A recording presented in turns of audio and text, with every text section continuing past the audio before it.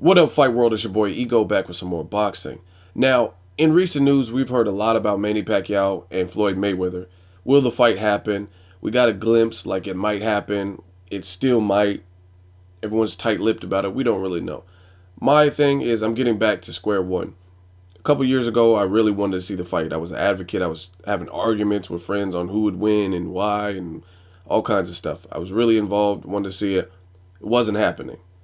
Me as a person, there's only so long you can bait me or tempt me without a conclusion, without an end result before I stop giving a fuck. And I got to the point where I just didn't care. I was like, there's other fights that could be made. Fuck it.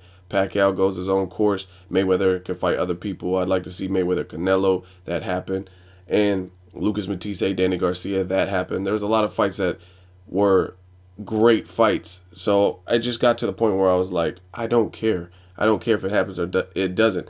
Then 2013 was such a great year. It looked like the topic reemerged, and I started seeing a lot of Instagram posts, a lot of people talking about the fight, and it seems like we're back to square one, like we did a full 180, and I don't know if the fight's going to happen. However, I'm back with the special edition of Matchmakers, and I want to talk about I'm going to do this one a little bit different. I want to talk about some fights that are more realistic, that can happen as a consolation in the event that Mayweather-Pacquiao does not happen. Because I feel like the media, myself included, is guilty of making the Mayweather-Pacquiao larger than what it is. I mean, it's a fight we all want to see, but we're keeping this topic relevant because people are still debating. There's still, like, you can go on any video that says Mayweather's name and Pacquiao and look through the comments and you'll see active debates on who would win. And the fact that we care so much, they can toy with us for the next 10 years unless it dies down. And obviously the topic is still live and thriving. So I just think boxing has so much more to offer than some gossip on a fight that may or may not happen. As far as Mayweather, very skilled. I like him. He's a hell of a fighter. I like Pacquiao too. But I rather talk about what's more feasible, what's more realistic. So as far as that, I want to put together some matches that I would like to see that don't have Mayweather's name in it, that doesn't have Pacquiao's name in it. If they're not going to fight, they're not going to fight. So be it. But there's a lot of great matches that boxing has to offer aside from Mayweather and Pacquiao. So in this special edition, I'm going to go one by one and get them out there. Talk about the fights I want to see, not including Mayweather, not including Pacquiao.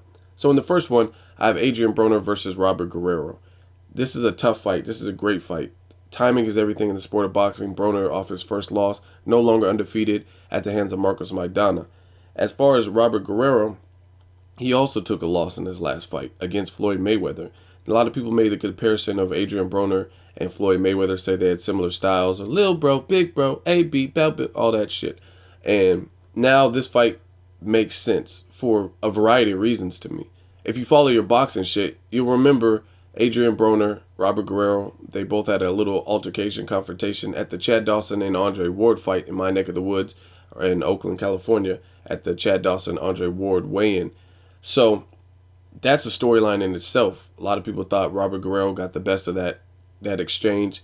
He called him out. He said, don't fight at a pussy catch weight or something to that degree. Adrien Broner more or less shrugged it off and said, send the contract, send the contract. And as far as I know, the contract wasn't sent because the fight never materialized. So moving forward to the future, Adrien Broner's already made that leap into welterweight. Robert Guerrero's at welterweight. They're both off losses, and they both have an exchange of words. There's another video, I forgot whose video it was. I think Adrien Broner was wearing something orange, and he was just training in the gym. And he's like, Robert Guerrero, I'll turn his ass to a ghost for real. And he was talking shit about, I think, Pacquiao and Marquez in that same video. They've already had the exchange of words. They both already lost their last fights. This is an interesting fight. Plus, if you look at it, when I did the post-fight in the Marcos Maidana Adrien Broner fight, I made a comparison, and that was to Robert Guerrero versus Andre Berto.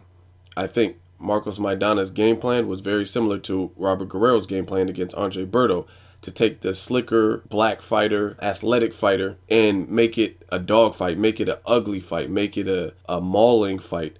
And that's exactly what both of the fighters did. Robert Guerrero against Berto and Marcos Maidana against Adrien Broner. And it worked to perfection in both of those fights because By mugging them, Andre Berto was off of a long layoff, didn't really know how to react. Plus, Guerrero seen that he was doing some dumbass shoulder roll, which is not familiar territory for him or his fighting style, so it worked in the Guerrero fight. And it wasn't until the very later rounds, mid to late rounds, where Berto started coming on and swelling Guerrero's eye.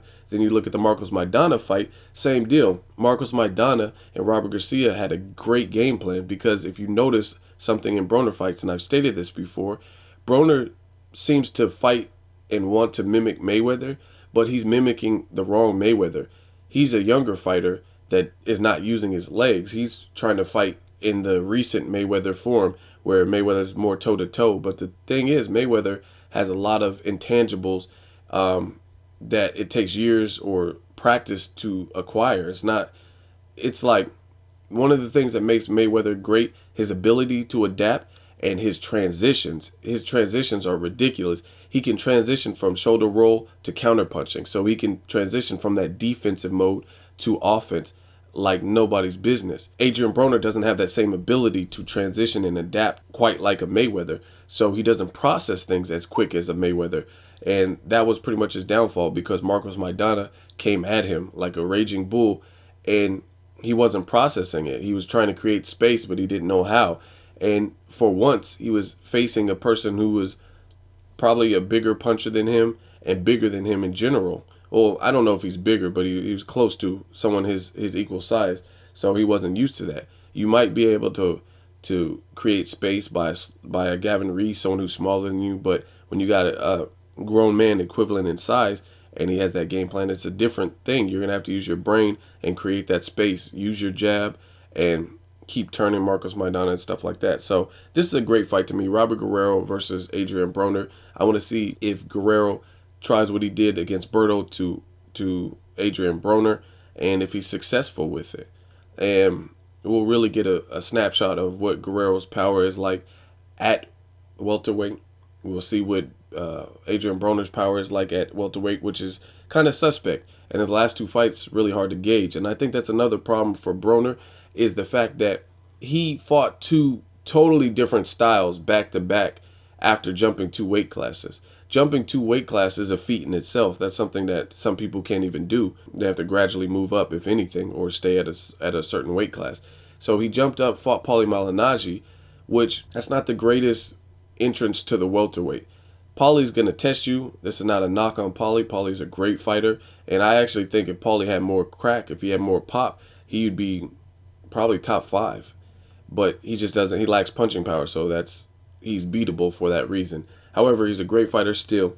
But going from that to Marcos Maidana is totally different. And I'm not saying fighters should only fight one style. But what I am saying is that's not a proper introduction to the welterweight division. You may think it's a lot safer than what it really is if you fight Paulie Malignaggi, since he doesn't hit as hard, and that doesn't give you a true introduction to the welterweight power. So you went from pretty much the lowest punching power. Paulie Malignaggi is probably one of the lightest punchers at welter, all the way to the upper echelon, the Marcos Maidanas, the Keith Thurmans. Those would be like the top punchers at that division. And that's a huge contrast. It's going from, I remember a quick story. I went to the snow and someone was trying to show me how to snowboard. I didn't go to the snow like that. You know what I mean? I'm in California and never snows. And went to the highest mountain with them because they had been snowboarding before and they were like more efficient with it. Went to the highest mountain. There was a fucking snowstorm. And I don't know how to snowboard. This motherfucker went to the bottom like, wee, and then just went straight to the bottom. I'm stuck at the top. And I literally had to crawl down because this was right after Sonny Bono crashed into the tree. So I was kind of scared. I didn't know what I was doing. I thought he was going to help me and like instruct me on what to do. He gave me like a quick basics and then he just went to the bottom. And I was like, what the fuck? So I pretty much had to take little increments and go down. Fast forward, I barely made it to the bottom. It was like a snowstorm. It was like one of the worst weather conditions ever. Plus, I was not prepared for the cold like I should have been in terms of my attire. I had like a thermal on and it basically not snow rated gear for snowboarding, especially in a fucking snowstorm. I finally make it to the bottom without thinking. I just knew I was freezing. Like, went into the bathroom and I went to wash my hands in the warm water because I was like like an icicle. I felt like I had frostbite or some shit. And let me tell you, that was the worst thing I could have ever done. It felt like my whole body was engulfed in flames. I went from the cold, extreme cold temperature to the warm temperature, and my body had like a fucking meltdown, and it felt like I was on fire. I felt like the Human Torch, like I was Super Saiyan or something. That shit was crazy. The reason I tell you that is back to Broner. You fought a light puncher. You went from one extreme to the next. You went from the lowest punching power all the way to the upper echelon in the welterweight division. So I don't think that was a good look. But I like this fight. Robert Guerrero, Adrien Broner. Let me know what you guys think. As always, hate, comment, or subscribe. Till next video, it's Ego signing off.